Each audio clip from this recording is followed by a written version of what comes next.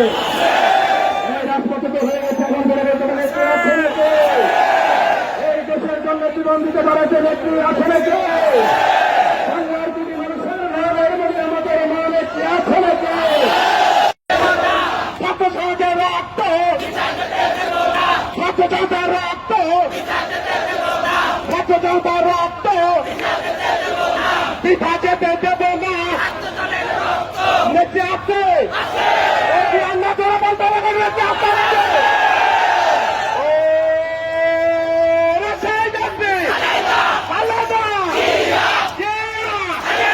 Khaleda